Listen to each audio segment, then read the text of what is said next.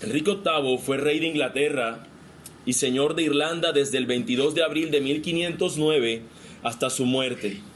Fue el segundo monarca de la casa Tudor, heredero de su padre, Enrique VII. Se casó 6 veces y ejerció el poder más absoluto entre todos los monarcas ingleses. Enrique VIII ascendió al trono en 1509 tras la muerte de su padre, como ya dije, pero con su coronación, Enrique VIII debió enfrentarse a las problemáticas consecuencias de los impuestos nobiliarios establecidos por Richard Empson y Edmund Dudley, miembros del gabinete de su padre. Ahora, ¿por qué digo esto? Porque 2 días después de su nombramiento, de él haber sido nombrado rey, él hizo detener a estos 2 hombres en la Torre de Londres. Fueron acusados de alta traición y fueron decapitados al año siguiente. A diferencia de su padre Enrique VII, que favorecía las políticas pacíficas, Enrique VIII manifestó una inclinación bélica durante todo su reinado. Mis hermanos, nosotros vemos que tan pronto un rey o un presidente sale de su gobierno, no garantiza que el siguiente va a mantener las mismas políticas, el mismo sistema o el mismo estilo de gobierno que tenía su antecesor. El siguiente va a hacer lo que quiere, y eso podemos verlo también en Absalón, cuando usurpa el reino de su padre.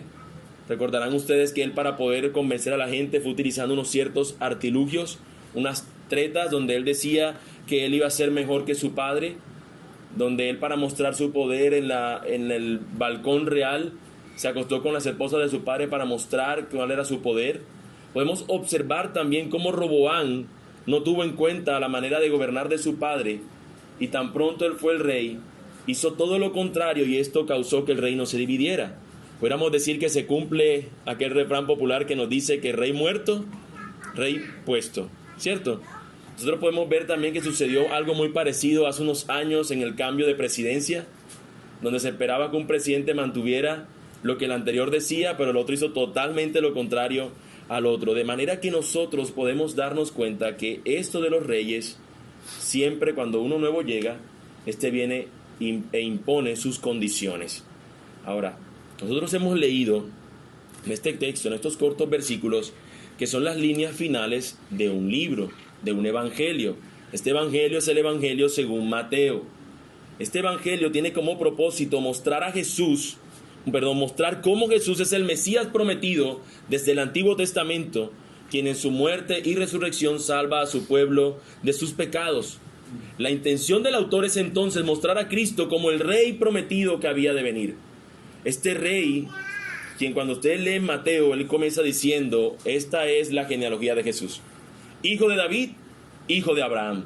Cuando él menciona el término hijo de David, se refiere a aquel rey David, y que la Escritura nos dice que de ese rey David vendría el rey de los judíos, el Mesías prometido. De manera que el texto está conectándonos con este Jesús, que es un rey. Cristo como el rey prometido que había de venir. Este rey, hijo de David, va a ir mostrando a lo largo del evangelio las características y las consideraciones que se deben tener acerca de su reino. Este Jesús desciende y viene como un rey, y va a mostrar de qué se trata su reino, esperando que todos los hombres se sometan a su reino. Ahora, nosotros no hemos visto todas estas consideraciones durante el evangelio de Mateo, porque no lo hemos estudiado. Probablemente algunos sí, pero aquí como iglesia no lo hemos hecho. Pero tenemos que tener en cuenta ese contexto, porque estamos llegando a la parte final de este evangelio según San Mateo. Aquí nosotros, en este texto final, vamos a encontrarnos entonces con la magnitud del poder de este rey, con la misión que él a su vez le encomienda a su pueblo. La semana anterior nosotros, mis hermanos, concluimos nuestra serie de transición acerca de los atributos de Dios. Algunos se estarían preguntando ahora por qué de repente cambiar el tema y empezar a hablar acerca de la Gran Comisión. Como les decía antes de iniciar, la intención nuestra es que recordemos que hace un año iniciamos como un grupo de estudio bíblico. El Señor nos ha estado fortaleciendo como una plantación, como una iglesia en formación, y en esta fecha nosotros la hemos considerado como nuestro aniversario, nuestro primer aniversario, y sería valioso para nosotros recordarnos en esta fecha la misión que como hijos de Dios Él nos ha entregado. Es una misión que Dios nos ha dado, y que como iglesia no lo olvidemos. Los versículos inician con una reunión de los discípulos de Jesús para encontrarse con Él en un lugar previamente indicado. Los versículos 16 y 17 nos dicen: pero los 11 discípulos se fueron a Galilea, al monte donde Jesús les había ordenado. Y cuando le vieron, le adoraron, pero algunos dudaban.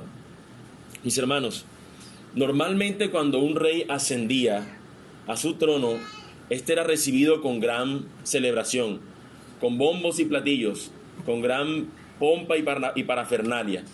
Los reyes eran recibidos de esa manera. Aquí nosotros nos encontramos a Jesús siendo recibido por 11 discípulos en un lugar que Él ya previamente les había indicado, en un monte, en un lugar alto. Este rey está allí y estas personas van a encontrarse en ese lugar con Él.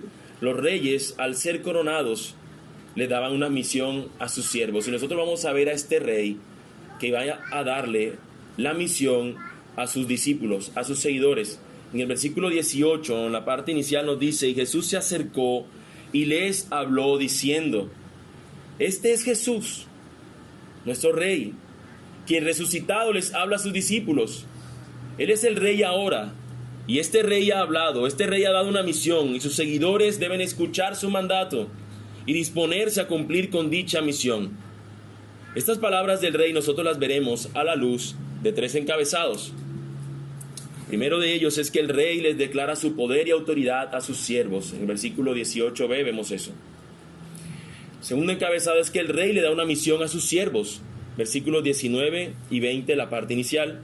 Y el tercer encabezado es que el rey le garantiza seguridad a sus siervos, como todo rey humano haría. Eso mismo hace nuestro Rey eterno, nuestro Señor Jesús. Primeramente, el Rey les declara su poder y autoridad a sus siervos. Este es el punto más alto de este Evangelio según San Mateo. El Rey Jesús ha derrotado finalmente al príncipe de este mundo. En la cruz y en su resurrección, Él ha vencido a Satanás. Ahora este Rey de Gloria se dirige a sus seguidores como un rey en su trono y les va a anunciar sobre la dimensión tan impresionante de su reino, sobre su alcance, sobre el dominio, sobre el poder de su glorioso reino. Como un rey que asciende y que se ubica sobre su trono para anunciarle a sus seguidores lo que ha de hacer, este Jesús va a decirle a sus seguidores primero la dimensión de su poder, el alcance. Toda potestad me es dada en el cielo y en la tierra. El Señor tiene la autoridad. Esta autoridad, mis hermanos, le ha sido dada a nuestro Señor Jesús por Dios el Padre. Y para tener quizás un poco más de luz sobre esto, podemos ir a Filipenses 2, versículos 8 al 11, donde nos dice acerca de esas cosas, donde nos habla.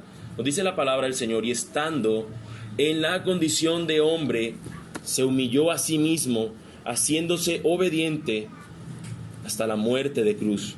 Por lo cual Dios también le exaltó hasta lo sumo y le dio un nombre que es sobre todo nombre, para que en el nombre de Jesús se doble toda rodilla de los que están en los cielos y en la tierra y debajo de la tierra, y toda lengua confiese que Jesucristo es el Señor, para gloria de Dios Padre. Un comentarista, hablando acerca del texto en Mateo, conectándolo con este texto en Filipenses, diría lo siguiente: como Hijo de Dios, Cristo siempre ha compartido la misma omnipotencia que el Padre. Es decir, Cristo siempre ha tenido todo poder, toda autoridad. Siempre, porque es Dios. Sin embargo, eso incluye todo ser, tanto terrenal como celestial. Y eso es importante tenerlo en cuenta, ya que la misión que Él va a darle a sus seguidores requiere de la interacción entre sus siervos y las demás personas, y ambos grupos están bajo su autoridad. Él es el mediador. Él obedeció fielmente al Padre hasta la muerte. Y en esa obediencia, Cristo entró en un nuevo estado de exaltación tras su resurrección de los muertos. Jesús era Dios, nos dice la Escritura. Siempre es Dios. La Biblia nos dice verdaderamente Dios, verdaderamente hombre. Podemos nosotros decirlo de esa forma. Sin embargo, cuando Él entrega su vida y resucita, nos dicen que Él entra como un nuevo estado de exaltación. Ahora todo hombre, toda rodilla, toda criatura en el cielo, en la tierra, puede adorarle y decirlo: Él es el Rey. Él es el Rey exaltado. ¿Por qué? Porque antes simplemente lo veías como un rey que no había hecho nada quizás por estas personas. Muchos podrían verlo de esa manera, pero en este nuevo estado de exaltación nos muestran cómo Él vino y dispuso su ser para entregarse por estas personas que no lo merecían. Ahora Él resucita y es exaltado hasta lo más alto, y teniendo todo el poder y la autoridad sobre todas las cosas. Y nosotros debemos tener entendido esa parte, porque a veces pensamos sobre el cielo y la tierra como la creación nada más, y no incluimos a los seres vivientes, incluyéndonos nosotros, y también aquellos seres celestes que están bajo la autoridad, bajo el dominio del Señor. Se nos olvida muchas veces que lo que está diciendo Jesús es que Él tiene toda la autoridad sobre absolutamente todas las cosas, incluyendo a los seres que están dentro de esa creación. Y eso es importante, porque Él ahora le va a dar una misión a estos discípulos, a estos seguidores, y es necesario que ellos sepan que a las personas a las que ellos les van a hablar, Jesús tiene control también sobre ellas. Es importante, porque a veces pensamos que solamente nuestras fuerzas serán las que nos estaremos ante esas personas. Pero Jesús está diciendo, yo tengo el poder, yo tengo la autoridad, aún sobre esos con los que tú vas a interactuar. De eso se trata, mis hermanos, en específico esta misión. Y allí nuestro segundo encabezado, el Rey les da una misión a sus siervos. Versículos 19 al 20a. Por tanto, como yo tengo el poder, como yo tengo la autoridad sobre el cielo y la tierra, entonces, podríamos decir ese por tanto, entonces, id y haced discípulos a todas las naciones, bautizándolos en el nombre del Padre y del Hijo y del Espíritu Santo, enseñándoles que guarden todas las cosas que os he mandado. ¿Algunos de ustedes recuerdan aquel juego que jugábamos cuando estábamos en una fiesta de niños? El rey pide.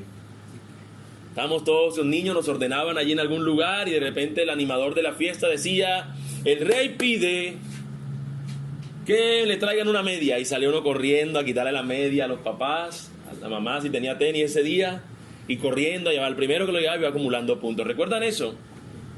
Y nosotros obedecíamos, bueno, los que jugaron, y obedecíamos a lo que este rey que estaba ahí, que se autoproclamaba en ese momento rey, y decía, el rey pide, nosotros obedecíamos. Ahora, este es el Rey soberano de toda la creación, de todo el universo. Ha dicho que Él tiene toda la autoridad. Por tanto, ahora este Rey va a hacer una demanda, va a pedir algo, va a comisionar a estas personas con algo. Y nosotros, como sus seguidores, como esos niños que atendían a la voz de ese animador en esa fiesta, deberíamos atender las palabras de este Rey que nos dice, por tanto, vayan, hagan discípulos a toda nación. Deberíamos nosotros escuchar.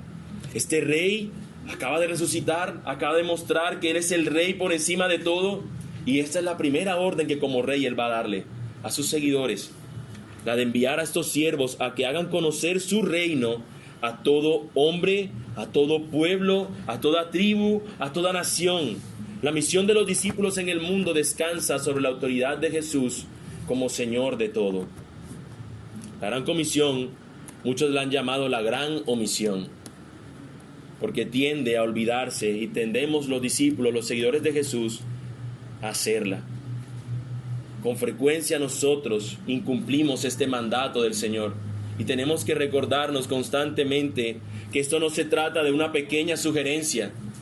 Mira, si tú quieres, ve y hazlo. No se trata de una pequeña sugerencia, no se trata de una línea pequeña en un contrato. Se trata de una tremenda pancarta impresionante que nos está diciendo, ustedes vayan y hagan discípulos. Se trata de una demanda enorme que el Señor le está haciendo a sus seguidores. Se trata de, podríamos decirlo, de un importante encargo. Podríamos decir que se trata de la más grande misión que le ha sido dada a un hombre. Podríamos decir que se trata del trabajo más relevante al que el Señor invita a sus discípulos a participar.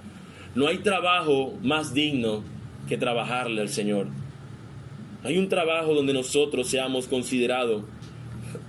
Cuando una persona va a un trabajo, le chequean su hoja de vida. ¿Será que este es apto? ¿No es apto? Si esta persona cumple el perfil. Pero saben, cuando Jesús va a hablarle a estas personas, le dice que algunos la adoraron y algunos dudaron. Y nosotros inmediatamente diríamos, esta persona como que dudó para este trabajo, a ese no le voy a dar la misión. Pero en medio de los que están con Jesús hay unos que creen y hay otros que dudan, pero a ambos grupos el Señor les da la misión. Mi hermano, tú eres apto para esta misión. Si tú eres un creyente en Cristo, tú estás apto para ir y hacer discípulos. Eso no tiene nada que ver con el conocimiento teológico que tengan, no tiene que ver con los años que tengan. Si tú sabes que tus pecados han sido perdonados en Cristo, si tú eres un creyente en Cristo, tú eres apto para esta misión. Y eso, mis hermanos, es lo que el texto nos está diciendo. Es el más grande trabajo al que el Señor está encomendando a sus seguidores. Esta gran comisión no es algo que solo encontramos aquí, porque alguno pudiera decir, pero solamente Mateo cita eso. No, mis hermanos, todos los evangelios lo dicen.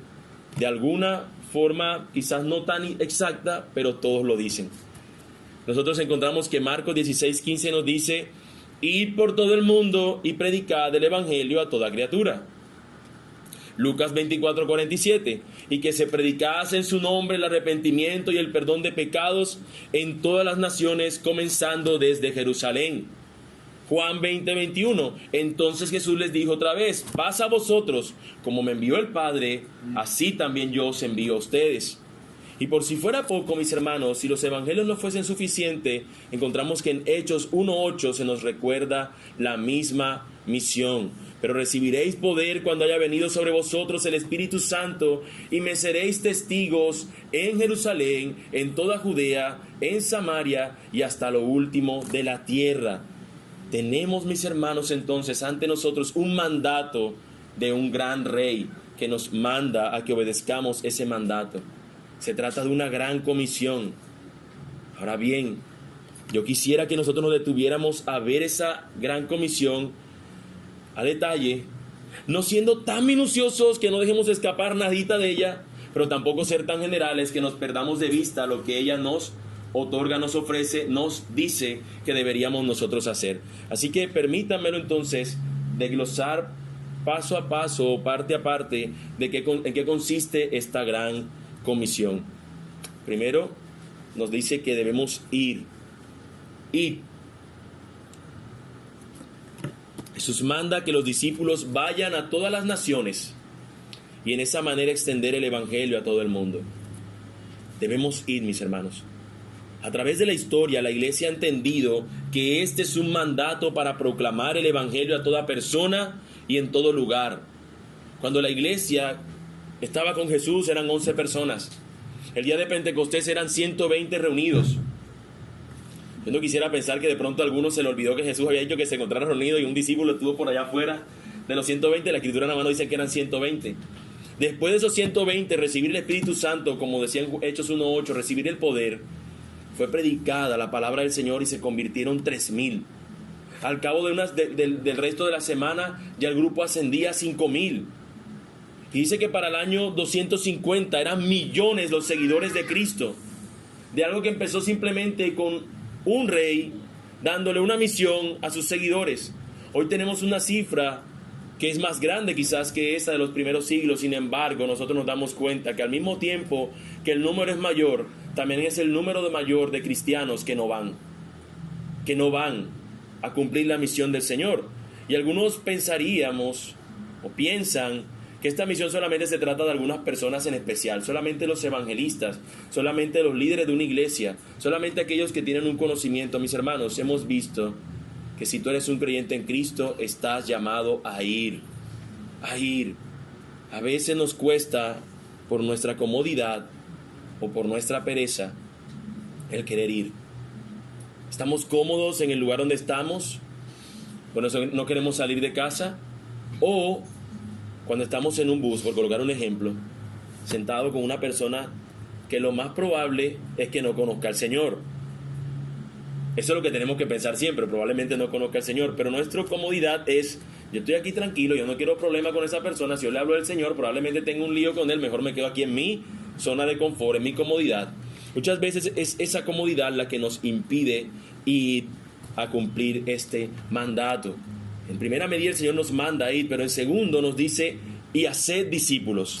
Por medio de la proclamación del Evangelio, llevar a las personas a Jesús. Y en medio de eso, que puedan arrepentirse y creer en Él. Básicamente un discípulo es aquel que aprende de otro. Y nosotros a quien enseñamos, proclamamos y modelamos es a Cristo. Nuestra meta al ir debe ser hacer discípulos de Jesús a aquellos que nos están escuchando. Nuestra meta no simplemente es como si se tratara de alguien que va un día, habló con una persona, lo atendió, le miró, usted está como enfermito, tómese esta pastilla, y más nunca tuvo que ver con esa persona. Nuestra meta debería ser hacer discípulos de Jesús de esas personas. Nuestra meta debería ser que ellos conozcan al Señor, que ellos conozcan quién es Él, qué vino a ser. Porque de la misma forma como la palabra obró en nuestras vidas, deberíamos nosotros intentar ir a aquellos que conozcan de Él también. Ahora, no solamente nos dice ir, vayan, hagan, sino que nos dice a dónde deberíamos ir. A todas las naciones. En una ocasión, una persona escuchó de esta gran misión del Señor. Y en medio de todos habían como unas especies de lugares donde cada uno iba a ir y cada uno sacaba un papel. Era la dinámica que estaban haciendo en ese lugar. Y tenían que sacar un lugar donde tenían que ir. Y allí estaban todos los países del mundo. Y esta persona deseaba ir a un país europeo, pero le tocó un país sudamericano pobre. Y decía, no, yo allá no quiero hacer la gran comisión. Porque a veces pensamos de que sea un lugar donde nosotros nos sintamos cómodos. No, yo quiero ir a un lugar donde no me persigan y donde tenga una buena economía para yo estar estable. Pero a veces eso no pasa, mis hermanos. De hecho, el texto no nos está hablando simplemente de pensar hacia afuera.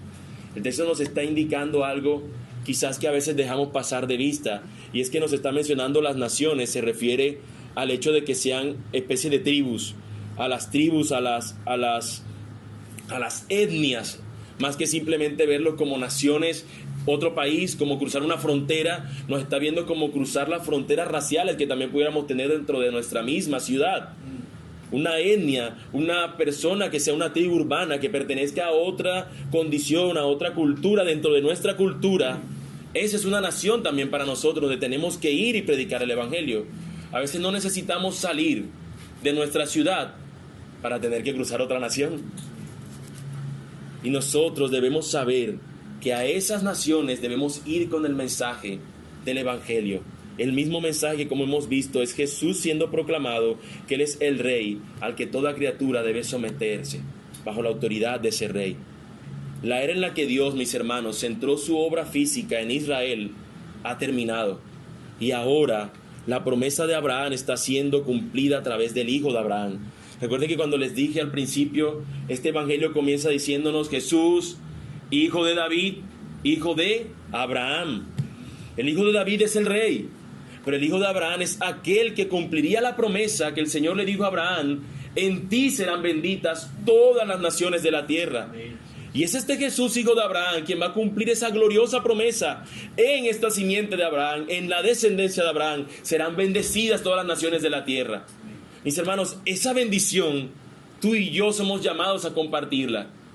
Que Jesucristo es suficiente, que Jesucristo basta, que el mundo necesita escuchar de Él. A todas estas tribus nosotros deberíamos ir a dar a conocer la simiente que había sido anunciada desde el principio. Este Jesucristo, este Señor, este Rey, este Mesías, deseado por todas las naciones. Nosotros encontramos también, amados hermanos, en este mismo Evangelio de Mateo, que cuando Jesús es crucificado, se colocó una insignia sobre su cruz, diciendo que Él es el Rey. Y en varios idiomas estaba para que toda persona que viera hacia Él supiera quién era. Del mismo modo, mis hermanos, nosotros deberíamos ser, esto debería producir en nosotros el deseo de ir y dar a conocer a este Jesús, que es el Rey de toda criatura, que es el Rey de todo habitante de esta tierra. ¿Y de qué manera deberíamos hacerlo? Bautizándolos en el nombre del Padre y del Hijo y del Espíritu Santo. Aquí nosotros encontramos dos cosas. Primero, que hay un mandato a bautizar a todos los discípulos, a los que creen en Jesús. Si hay alguno aquí, que es un creyente, que ha creído en Cristo, y a veces piensa que el bautismo es como, no sé, como que es el grado, como que tiene que esperar culminar una serie de tiempo, y después que culmine ese tiempo, ahora sí recibo el grado, el bautismo. No, mis hermanos, el bautismo es la identificación pública del creyente con Cristo.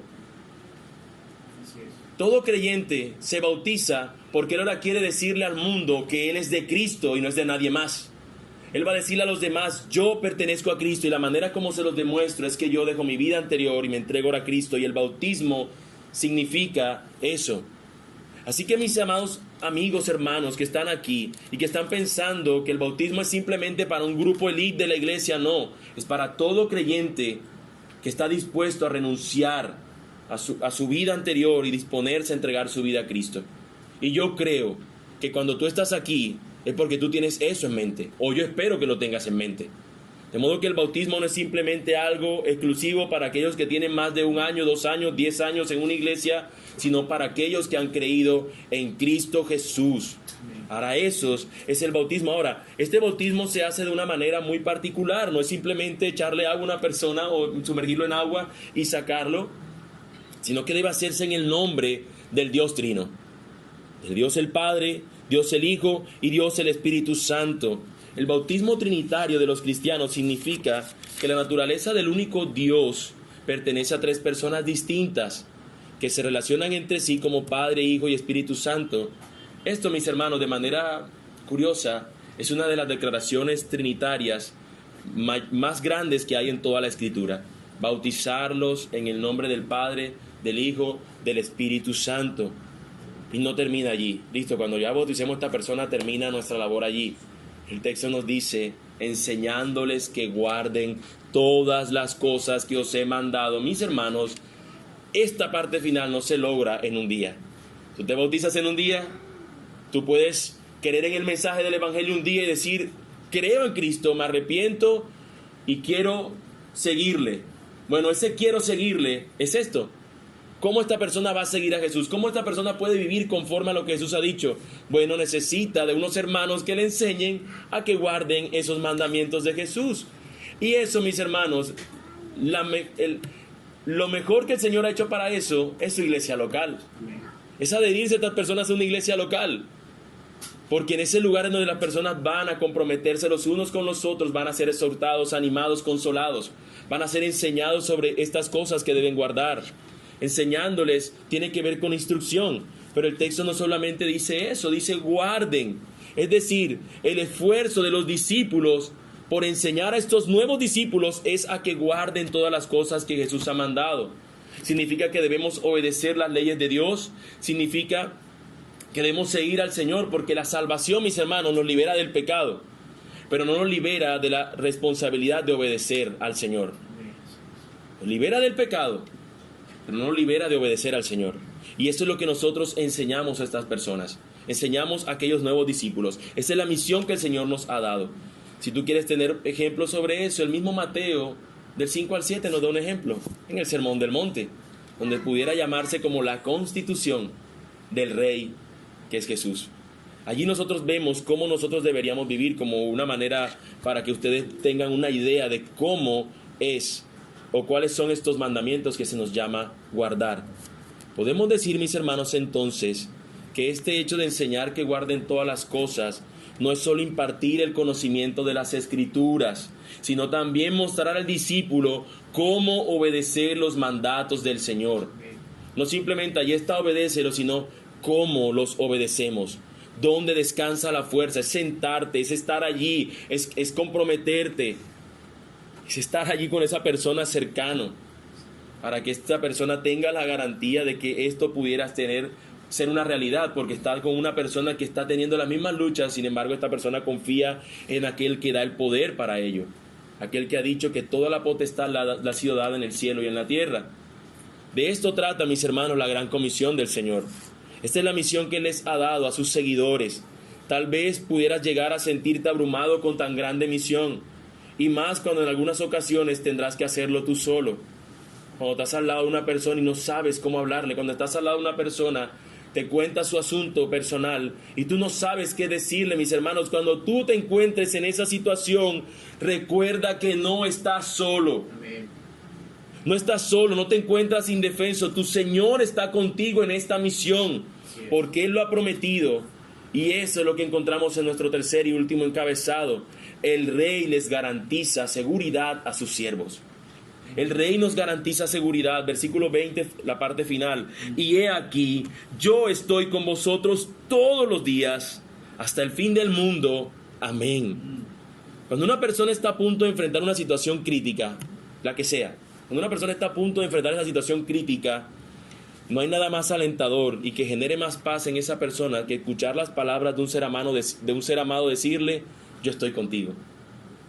Una persona yendo a someterse a una cirugía difícil, un hombre, por colocar un ejemplo, y que tenga a su esposa al lado que le diga: mi amor, estoy contigo, eso genera aliento, eso produce paz en la persona, le da cierto aire de tranquilidad. Ahora imagínate al Rey del universo, al que tiene toda la potestad sobre el cielo, sobre la tierra, sobre toda criatura, que te diga: yo estoy contigo hasta el fin del mundo. ¿Qué clase de paz generará eso? ¿Qué temor vamos a tener al hablar a una persona si aquel que tiene el control de esa persona te está diciendo: yo voy a estar contigo cuando vayas a hablarle? ¿Qué importa si es un erudito de Harvard o de donde sea? ¿Qué importa si es una persona filósofo o que tenga todo el conocimiento, más conocimiento que tú? ¿Qué importa? Él no es el Rey del universo. El Rey del universo es Él. Y mi mensaje a Él es decirle: el Rey del universo viene en son de paz, ríndete ante Él. Mis hermanos, el temor nuestro debería ser quitado al recordarnos estas palabras que Jesús nos dice que Él va a estar con nosotros. En este pasaje Él nos dice que estará con nosotros todos los días. Esta promesa, mis hermanos, es verdadera. Desde el comienzo de este evangelio a Jesús se le ha llamado Emmanuel. Y Emmanuel significa Dios con nosotros. Este Emmanuel, mis hermanos, no solamente estuvo con aquellos que estuvieron en su ministerio terrenal, sus discípulos, sino que este Emmanuel promete estar con sus seguidores que van a continuar creyendo en Él. Este Emmanuel promete estar con nosotros, con aquellos que creemos en Él. Aunque este llamamiento que el Señor le hace a sus discípulos de obedecer su palabra y evangelizar al mundo parezcan imposibles, la promesa de seguridad que Él nos da, esa promesa de estar con nosotros, sigue estando de pie, sigue estando vigente, no ha caducado. ¿Por qué? Porque cuando un rey daba un edicto, este edicto permanecía vigente hasta que él estaba con vida. Pero nuestro rey es eterno y el edicto que él ha dado es oficial y durará por la eternidad. Así que Él ha prometido estar con nosotros, mis hermanos. Su promesa sigue estando de pie. Dios está con nosotros y nos llena de su poder para cumplir todos sus mandatos. Muchos políticos en estas semanas anteriores prometieron grandes cosas hacer, pero no tenemos nosotros ninguna garantía de que esas cosas que han prometido las van a cumplir. Pero este rey ha mostrado durante toda la existencia de este mundo que lo que Él dice, Él lo cumple. Y si Él ha prometido estar con nosotros, podemos estar seguros que Él lo va a estar. Mis hermanos, la presencia de Cristo con nosotros es ahora espiritual.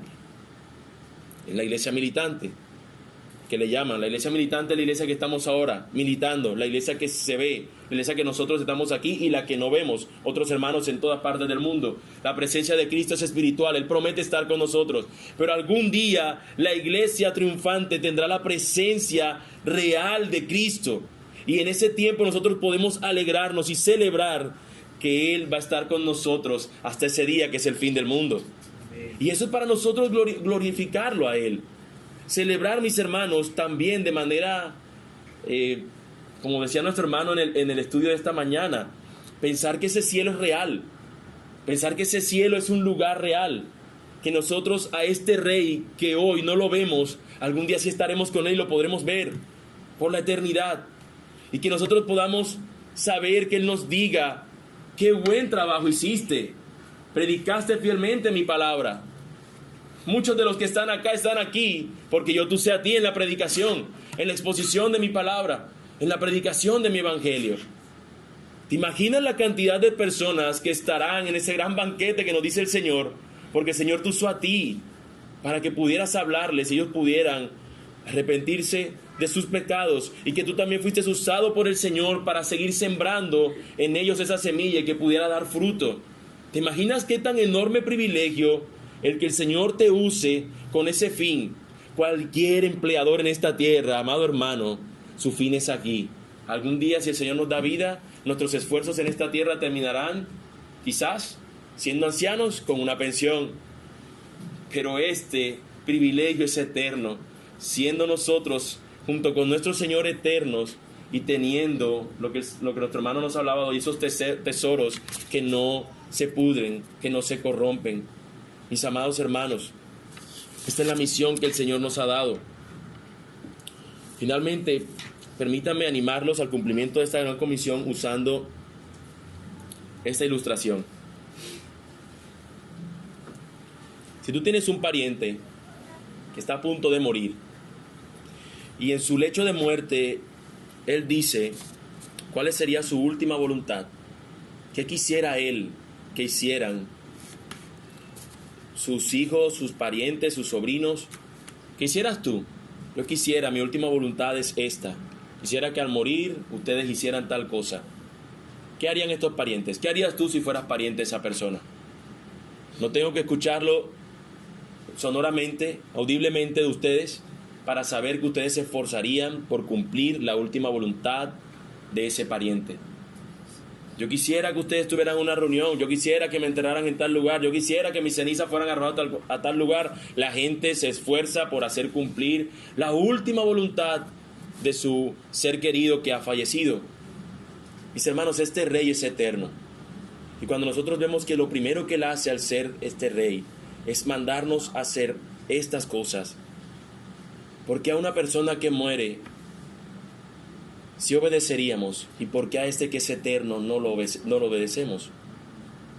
¿Por qué, mis hermanos, nosotros preferimos cumplirle a alguien que ya no nos va a estar viendo?